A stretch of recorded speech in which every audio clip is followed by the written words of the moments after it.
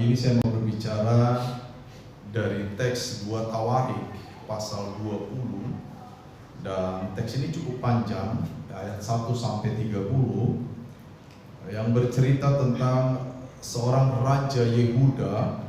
Saudara boleh membukanya.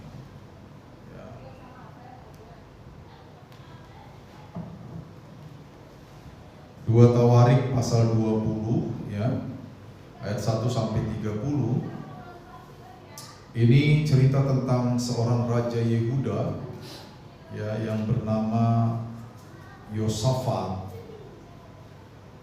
Dan kita akan belajar dari teladan Raja Yosafat yang ditunjukkan ketika Yosafat ada di dalam situasi yang tidak menguntungkan dalam kehidupannya dan dalam pemerintahannya sebagai seorang raja. Nah, dari sini nanti kita bisa mengelola prinsip-prinsip yang kita dapatkan supaya prinsip-prinsip ini bisa kita pakai untuk mengembangkan kepribadian kita terkait dengan hubungan kita kepada Tuhan. Sebelumnya saya mau menjelaskan dahulu. Next. Nah, apabila kita membaca satu cerita di dalam kitab Perjanjian Lama, saudara-saudara, ini khusus Perjanjian Lama dulu, maka ada hal-hal yang penting untuk kita ketahui supaya kita tidak salah dalam memahami narasi atau cerita di dalam kitab Perjanjian Lama. Alkitab kita ini kan berisi banyak jenis sastra. Ada namanya cerita, narasi. Ada yang disebut sebagai perintah ya, dari Tuhan langsung. Misalnya kalau dalam Perjanjian Lama kita bertemu dengan perintah Tuhan, jangan membunuh, itu perintah langsung. Kalau itu tidak perlu ditafsirkan. Jangan berzina, ya, jangan mencuri, ya. Tetapi narasi atau cerita, ya, itu perlu mendapatkan perhatian yang khusus. Nah, di dalam Perjanjian Lama, kalau kita ketemu dengan cerita, salah satunya seperti yang akan kita bahas ini, cerita tentang Raja Yosafat, ya, maka yang paling utama adalah bukan apa faktanya, tetapi pesan apa yang diajarkan oleh fakta tersebut. Itu sebabnya di gereja ini saya tidak mau menyanyikan lagu Doa Yabes, karena doa Yabes itu nggak cocok dinyanyikan. Ya, apa itu lagu doa Yabes? Kiranya Tuhan memberkati aku berlimpah-limpah dan memperluas daerahku, serowotan orang, dan kiranya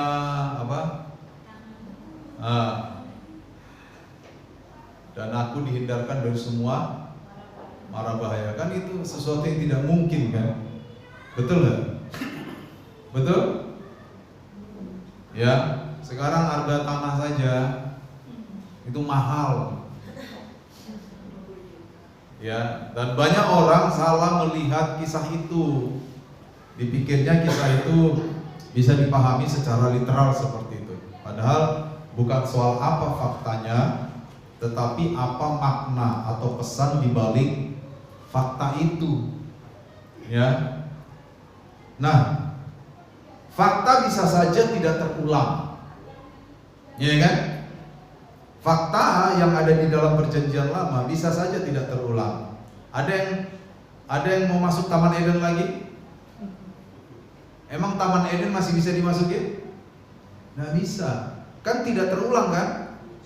Ya kan? Ada yang mau bangun Menara Babel lagi? Ikut-ikut Nimrod?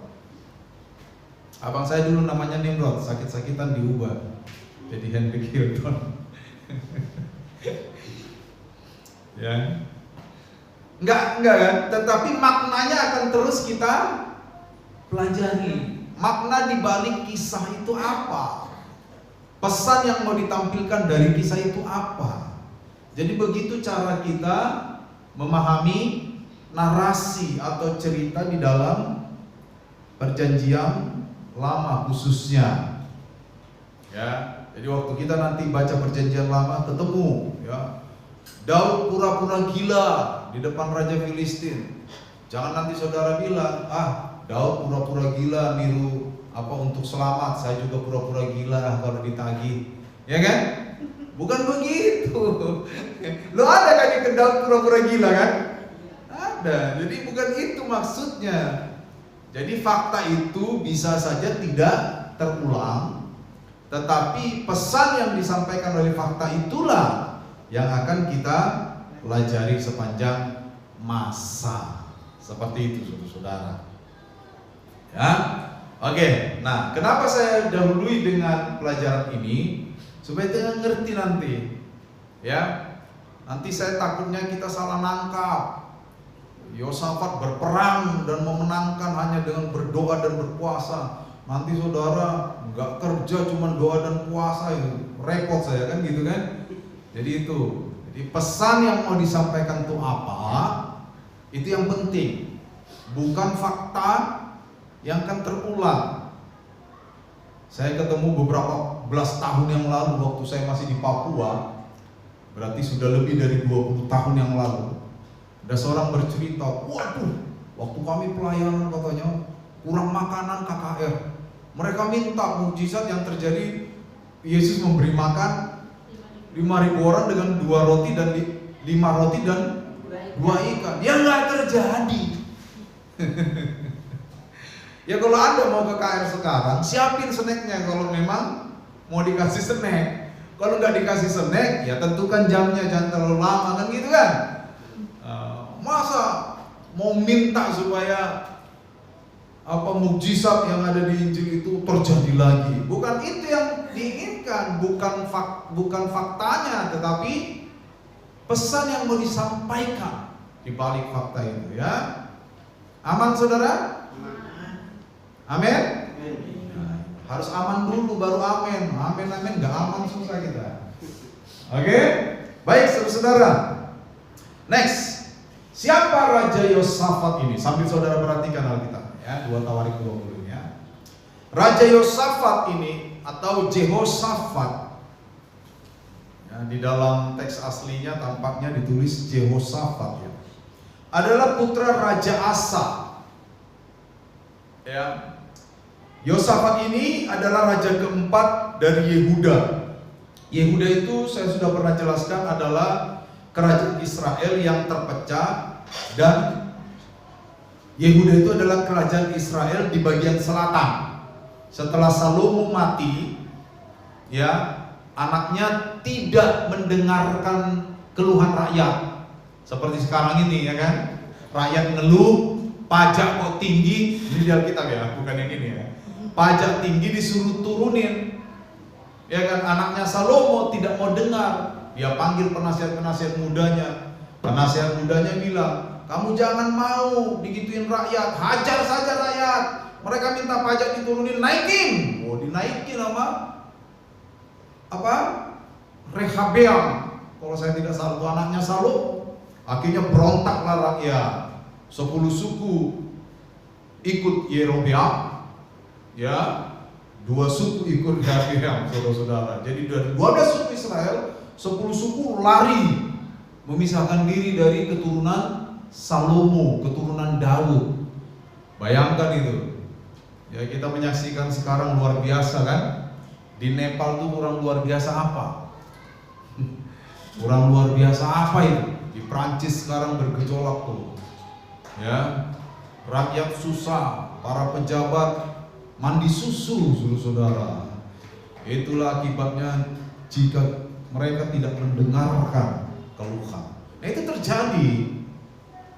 Pecah, akhirnya raja pertamanya Rehabeam, lalu anaknya, lalu cucunya namanya Asa, lalu Yosafat ini adalah raja keempat dari kerajaan Yehuda. yaitu Israel. Ya, arti nama Yosafat atau Jehoshafat itu artinya adalah Tuhan adalah hakim. Ya, Tuhan adalah hakim. Ya, Jehoshafat. Nah, Jehoshafat atau Yosafat hidup seturut ketentuan Tuhan. Dia adalah seorang raja yang menyukai Taurat Allah, dan Alkitab mencatat bahwa dia hidup seturut dengan pimpinan Tuhan. Walaupun dia pernah gagal, saudara, karena dia bekerja sama dengan Raja Israel Utara, Ahab, yang menyembah Baal, yang tidak takut akan Allah. Ya, Ahab ini suaminya Isabel. Ya, seperti itu, saudara. Nah, inilah Raja Yosafat, seorang raja Yehuda, ya, takut akan Allah. Dia memerintah di Yehuda selama 25 tahun. Ya, arti namanya adalah Tuhan adalah hakim, nama yang bagus. Kalau saudara nanti punya anak, yang mau punya anak lagi, boleh kasih nama ini, Jehoshafat. Tuhan adalah hakim, dan ia hidup seturut dengan ketentuan Tuhan. Nah, apa yang terjadi dalam kisah ini, saudara? Kita mulai diving, menyelami kisah ini. Ya, next. Nah, di dalam kisah ini 2 Tawarik pasal 20 ayat 1 sampai ayat 30, ya, kita bisa melihat bahwa Yosafat sedang diperhadapkan dengan masalah yang sangat besar. Kalau kita baca ayat 1, setelah itu Bani Moab dan Bani Amon bersama-sama orang Meunim datang untuk berperang melawan Yosafat. Datanglah orang memberitahukan Yosafat, suatu pasukan yang besar datang dari seberang Laut Asin, dari Edom, menyerang tuanku. Sekarang mereka di Hazezon Tamar, yakni En-Gedi. Wah, bayangkan. Yehuda itu negara kecil, saudara. Mereka hanya dihuni oleh 2,5 suku. 2 suku dan ada setengah suku lain lebih di situ. Ya, tentaranya tidak banyak. Tetapi saudara-saudara, firman Allah berkata di sini, mereka diserang oleh Bani Moab, Bani Amon, dan orang-orang Meunim. Ada 3 kelompok bangsa yang ingin menyerang Yehuda pada waktu itu. Ya, bukti bahwa Yehuda adalah negara lemah. Di ayat 3 kita bisa melihat Yosafat menjadi takut. Yosafat menjadi takut. Kenapa Yosafat takut? Ya karena tentara mereka tidak sebanding dengan tentara Bani Amon, Bani Moab, dan orang Meunim. Nggak sebanding. Ya, ini mungkin kalau kita analogikan sekarang, ini sama dengan misalnya negara adik kuasa di dunia seperti US, Rusia, atau China. Itu menyerang mungkin negara kecil. Penggabungan negara-negara besar menyerang satu negara kecil. Itu tidak seimbang. Kalau saudara dan saya menjadi Yosafat, respon naluriah kita pertama, saya yakin juga takut, betul nggak? Iya kan? Kita diserang oleh bangsa besar, pasukan kita sangat kecil. Negara Yehuda bukan negara besar, diserang Bani Amon, orang Moab, orang Meunim. Wah, mereka menjadi sangat takut. Dan peristiwa-peristiwa ini hadir di dalam hidup kita setiap hari, betul? Betul, saudara? Apa yang membuat saya takut? Apa yang membuat saudara takut dalam hidup saudara? Ya, adanya persoalan hidup, kadang kita takut, betul? Apakah takut itu dosa? Tidak. Itu adalah respon naluriah kita, respons manusiawi kita melihat sebuah situasi. Ya. Kadang kita takut, kadang kita gentar menghadapi kondisi kita, dan itu yang dialami oleh Raja Yosafat. saudara-saudara. Ya. Tetapi saudara-saudara, ketika Yosafat menyadari dirinya siapa dan kondisinya apa, dia tetap tidak merasa buntu. Ini kata kuncinya. Kenapa manusia menyerah? Karena buntu, betul? Kenapa saya menyerah terkait dengan tantangan hidup? Karena saya merasa buntu. Ini merasa loh ya, bukan benar-benar buntu sebenarnya. Karena kenapa saya ngomong gitu? Firman Allah berkata, ya kan? Aku akan menyertai kamu. Betul? Allahku akan mencukupkan segala yang aku perlukan. Betul? Ya, Dia yang memberikan kekuatan kepadaku. Teks-teks dalam firman Allah begitu banyak yang menjelaskan kepada kita bahwa kita ditopang oleh Tuhan. Saya suka dengan kata pendampingan. Kita didampingi oleh Allah. Dan para kelete, yaitu penghibur, yaitu Roh Kudus itu maknanya adalah pendampingan, mengadvokasi seperti seorang pengacara mendampingi kliennya. Semua jawaban harus melalui pengacara. Nah, Roh Kudus itu melakukan tindakan yang sama.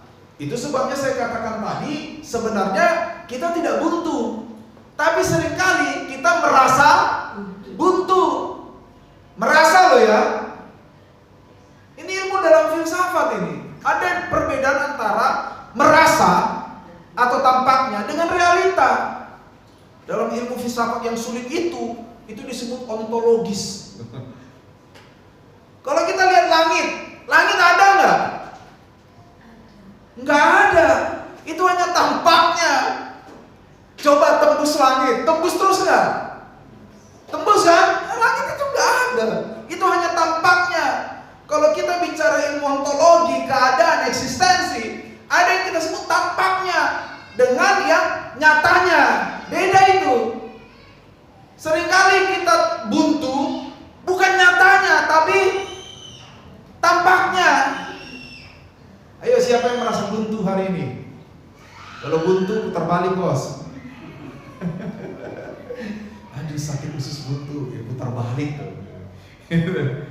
Buntu jalan, loh, itu tampaknya, bukan nyatanya. Sebab di dalam Tuhan tidak ada yang buntu, betul? Tidak ada yang buntu di dalam Tuhan. Betul kan? Betul. Kalau kita lihat di dunia ini banyak yang begitu.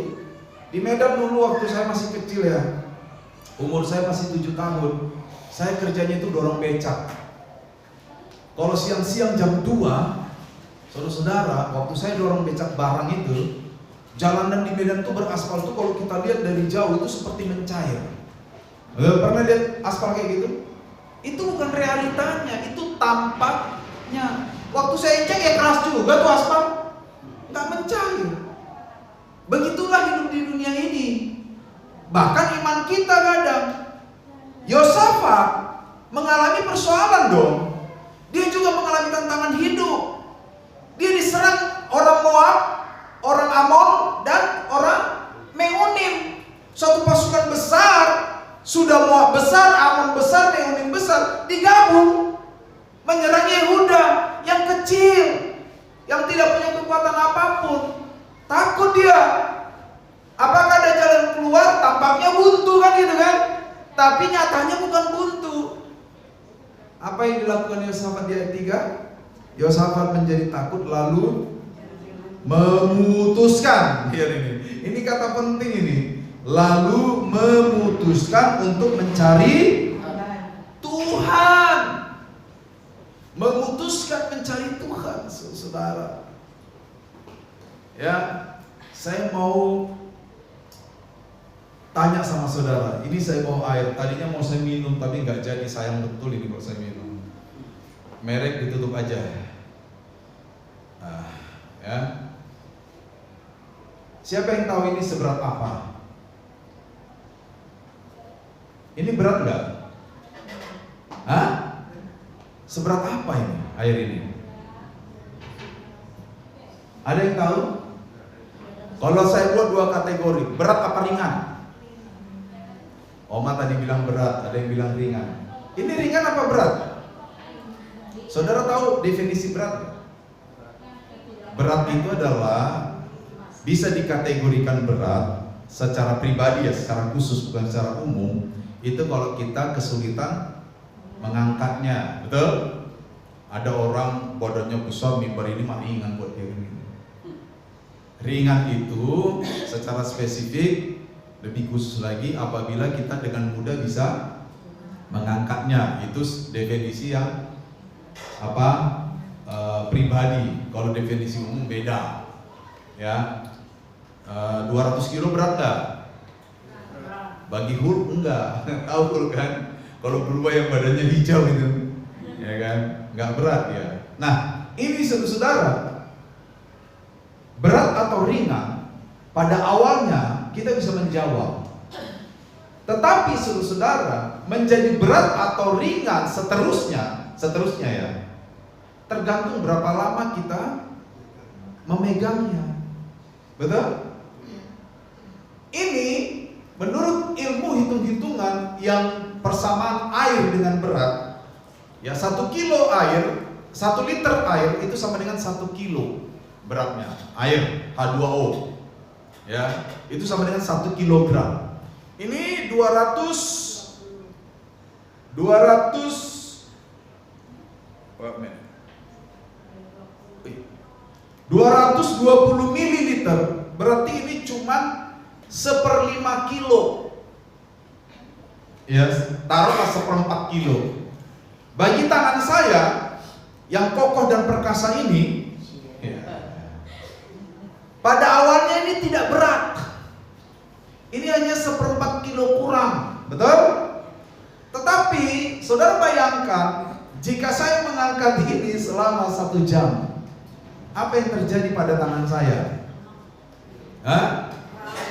Ini saja sudah mulai sakit di bagian sini, iya kan?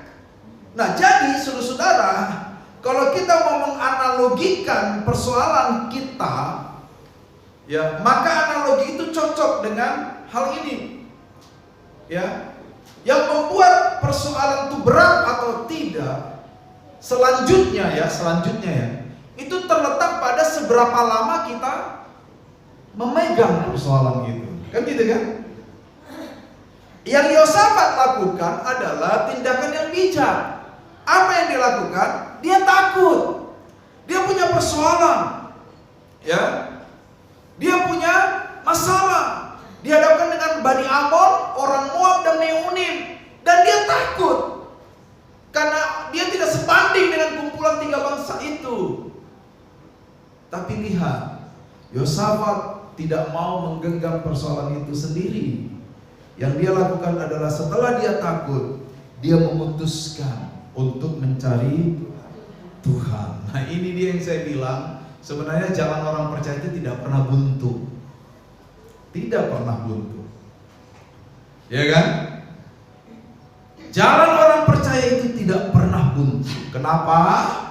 Karena selalu ada Tuhan yang siap mendampingi. Ingat kata mendampingi ya. Saya tidak bilang selalu ada Tuhan yang siap menjawab doa Anda dengan kata yes. Tidak. Selalu ada Tuhan yang siap mendampingi. Nah, kalau Tuhan mendampingi kita, percayalah, persoalan akan bertemu dengan jodohnya. Apa? Jalan keluar. Kalau Tuhan mendampingi kita. Jadi orang percaya itu sebenarnya dalam hidup mereka tidak ada itu situasi buntu, itu tidak ada dalam diri orang percaya. Nah, Yosafat mencari Tuhan. Yosafat takut dan dia mencari Tuhan. Dia mengajak, ayat 4, orang Yehuda berkumpul meminta pertolongan dari Tuhan.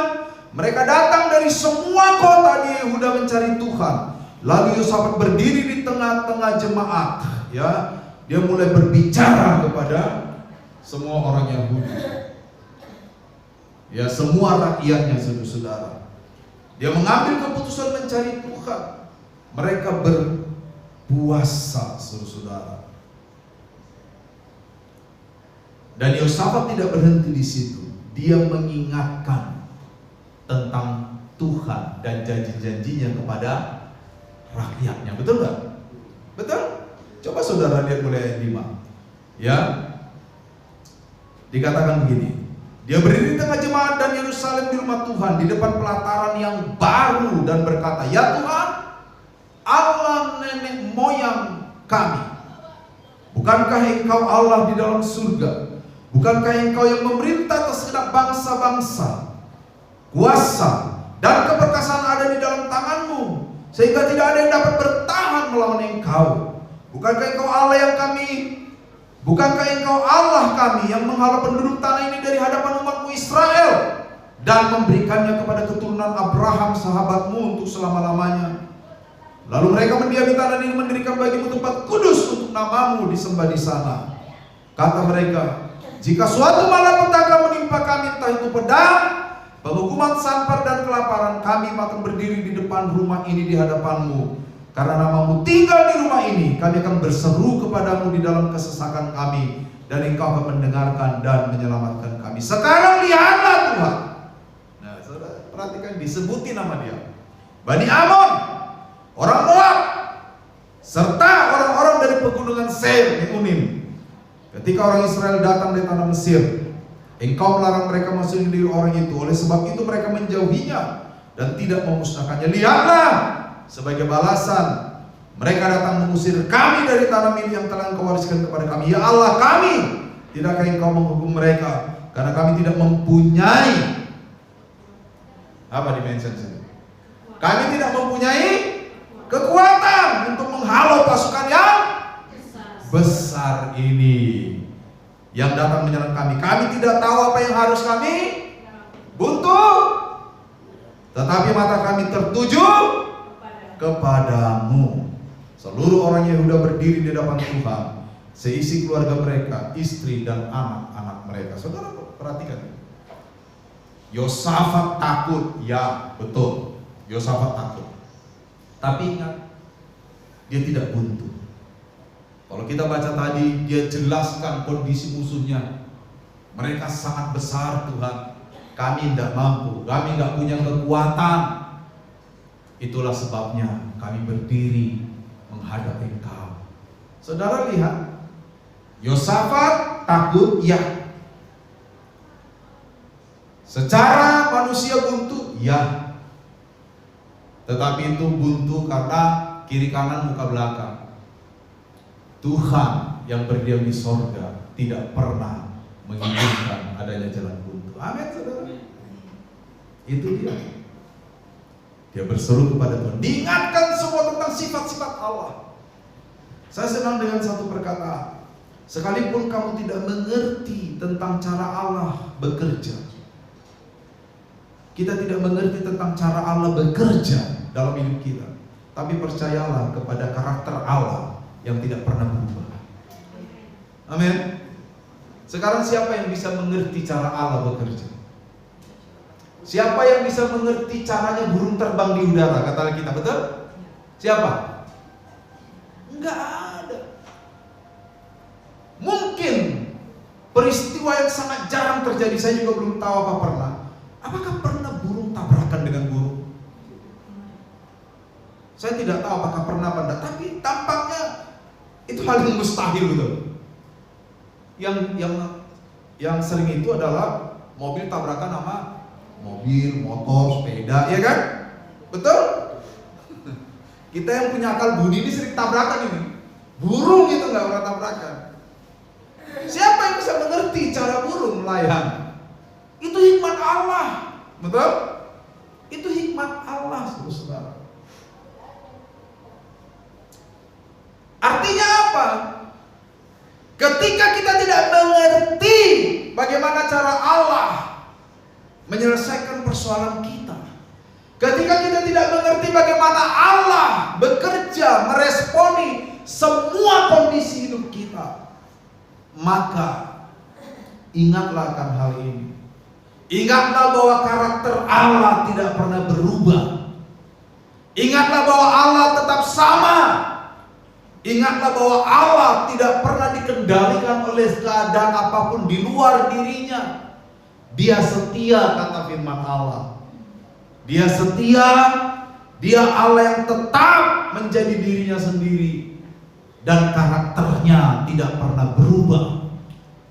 Ya, dia setia, dia benar, dia penolong, dia penyembuh, dia membukakan jalan keluar. Semua karakter Allah itu tidak akan pernah berubah. Sekalipun saya tidak mengerti cara Allah menangani diri saya terkait dengan persoalan-persoalan hidup saya boleh aman. Kenapa? Karena saya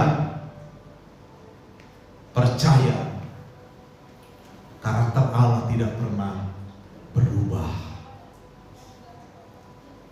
Ya, itu dia saudara. Next, di sini kita melihat selanjutnya di ayat 13 dan 17, Tuhan menyediakan jalan keluar. Ingat ya, poinnya itu Tuhan menyediakan jalan keluar. Kalau faktanya apa di sini? Faktanya musuh-musuh Yehuda dihancurkan, kan gitu kan? Bukan faktanya yang kita mau terapkan dalam hidup kita. Jangan nanti kalau ada yang benci saudara, ya, lalu kita bersyukur kalau mereka dihancurkan, atau kita minta, ya, kalau Tuhan mau hancurkan orang-orang jahat itu terserah Tuhan, kan gitu kan? Boleh juga kita bilang, Tuhan datanglah kerajaan buat mereka. Kalau mereka memang jahat terus, nyusahin orang, misalnya kayak pejabat-pejabat yang nyusahin orang itu, lo iya kan? Saya kalau berdoa sendiri atau di doa kelompok kecil kayak doa Jumat gitu, kadang-kadang saya berdoa memang begitu. Ya, karena kalau saudara melihat ketidakadilan terjadi dan hatimu tidak bergetar karena ketidakadilan itu, patut dicurigai apakah kita orang Kristen atau tidak. Setiap kali kita melihat ketidakadilan dan hati kita biasa-biasa saja, tidak mengalami gemetar, tidak ada rasa marah di sana, dicurigai di hati kita ini. Kita masih Kristen atau tidak? Marahlah karena ketidakadilan. Marahlah kepada ketidakbecusan. Orang Kristen itu perkataan-perkataannya tidak hanya di gereja. Orang Kristen itu juga harus meluap keluar gereja, menyatakan standing point mereka harusnya tentang semua ketidakadilan, saudara. Ya. Tetapi yang mau kita lihat di sini, saudara, bukan faktanya, ya kan?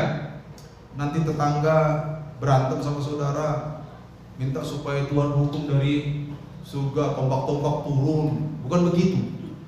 Tetapi prinsipnya apa? Tuhan menyediakan jalan keluar. Nah, kita bahas lagi nih. Jalan keluar itu tidak selalu apa yang kita minta diiyakan. Itu harus kita pahami loh. Jalan keluar dari Tuhan itu tidak selalu berbentuk, saya katakan kata tidak selalu, berarti ada kalanya iya. Tidak selalu mengikuti maunya kita. Tapi jalan keluar yang saya maksud di sini adalah masalah kita kelar. Iya kan? Masalah kita selesai. Atau ya, masalah kita tidak selesai tapi tidak berdampak lagi. Makanya bagus tuh kata-kata bijak di internet itu. Rajin-rajinlah melihat kata bijak rohani. Ada kalanya Tuhan menenangkan badai, betul? Dan menyelamatkan anak-anaknya. Tetapi ada kalanya Tuhan tidak menenangkan badai, tapi menenangkan anak-anaknya. Badai tetap ada, anak-anaknya tenang. Saudara mau yang mana nih paling enak? Badai yang tenang atau kita yang tenang? Kita yang tenang. Yakin? Iya kan? Tapi itu tidak selalu. Ada kalanya. Artinya kadang-kadang. Loh iya kan? Badai kadang-kadang membentuk kita loh. Betul? Badai itu bisa membentuk kita. Walaupun ada lagu badai pasti berlalu. Memang badai pasti berlalu. Tidak mungkin badai terjadi sepanjang tahun. Tapi waktu badai itu datang, kalau kita tenang, ketika badai itu berlalu, kita ada dalam keadaan yang tenang. Tapi ada kalanya memang badai yang ditenangkan Tuhan. Ingat peristiwa di Danau Galilea? Murid-murid semua takut, betul? Wah, kita pasti tenggelam. Tuhan tidak peduli. Wah, mulai dituduh Tuhan kan, ya kan? Tuhan tidur di buritan kapal, dia tidak peduli. Ini memang reaksi orang-orang panik begini. Jangan seperti itu ya. Kalau kita dalam masalah besar, jangan bilang Tuhan, kenapa engkau tidak peduli? Itu tuduhan ya. Tuhan kok gak peduli itu. Lalu Tuhan bangun, dia meredakan badai. Badai dan danau tenang, tapi nggak sampai situ.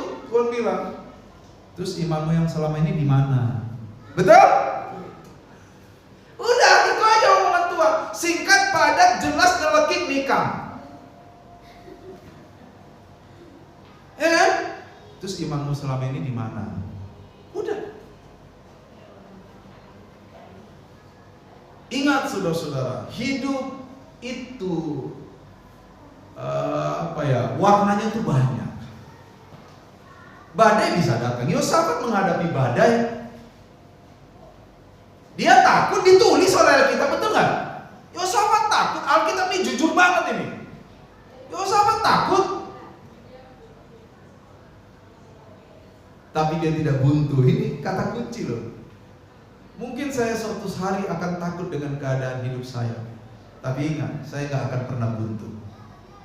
Betul? Nggak akan pernah buntu. Ya. Karena apa? Karena ketika saya memegang beban itu dan saya mulai meletakkannya di bawah kaki Tuhan, terbuka jalan keluar. Itu dia. Ingat, Tuhan menyediakan jalan keluar. Walaupun tidak selalu sesuai dengan yang kita minta. Bukankah siapa lebih pintar, Tuhan apa saya? Tapi kadang-kadang kita protes kan, kalau jalan keluarnya nggak seperti yang saya pikirkan kan, betul? Padahal Tuhan tuh lebih pintar loh. Siapa yang mengajari Tuhan? Roma pasal 11 tuh coba, ayat 33. Oh alangkah dalamnya, tingginya iman Allah. Siapa yang menjadi penasehat Tuhan? Nggak ada. Tapi kadang-kadang kalau jawaban doa kita tidak sesuai yang kita minta, dijawab lain sama Tuhan, kita kadang protes loh. Meragukan kepintaran Tuhan itu. Nah ini dia. Ya. Oke. Next, terakhir ini. Saya sekarang khotbah nggak lama-lama saya.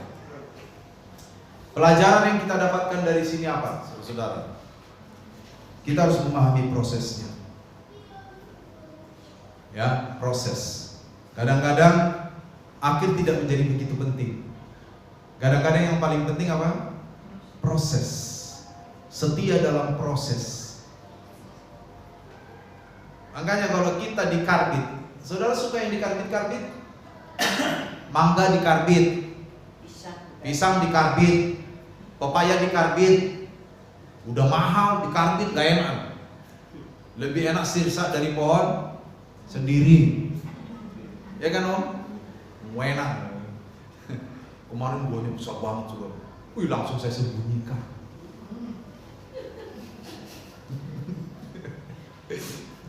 Lebih enak saudara. Iya kan? Sama manusia juga kalau dikarbit tuh nggak enak kita lihat. Iya kan? Belum waktunya dipaksakan tuh nggak enak itu. Setialah dalam prosesnya, betul? Setialah dalam prosesnya. Dalam perkara-perkara kecil, setialah. Asal kita tetap tahu bahwa kita sedang di jalan Tuhan. Setialah. Jangan mengeluh di dalam atau dengan cara-cara yang tidak pantas di hadapan Tuhan. Boleh nggak kita mengeluh? Boleh, tapi jangan mengeluh dengan cara yang tidak pantas. Kalau mengeluh dengan cara yang tidak pantas, meragukan Tuhan, menuduh Tuhan tidak adil, menyalahkan orang lain atas persoalan kita, itu namanya mengeluh dengan cara yang tidak pantas. Yosafat mengeluh nggak di sini? Mengeluh dia bilang, kami nggak kuat Tuhan, kami nggak ada kekuatan. Engkau adalah Tuhan yang berjanji begini, betul nggak? Ditagih janji Tuhan, tapi dengan cara yang pantas. Nagih janji Tuhan kayak nagih. Nah itu, saudara yang ngomong loh ya. Jangan, harus dengan cara yang pantas. Kita harus tahu proses itu penting. Di dalam proses, setialah melakukan bagian kita. Ya kan? Kalau Anda pelayanan dapat masalah, jangan bilang, Pak saya berhenti dulu pelayanan. Kenapa? Saya dalam masalah. Loh, kok dalam masalah berhenti pelayanan? Lah kalau besok kita dapat masalah lagi, berhenti lagi. Besoknya dapat masalah, berhenti lagi. Sedang dalam masalah atau tidak masalah, tetaplah tenang. Amin.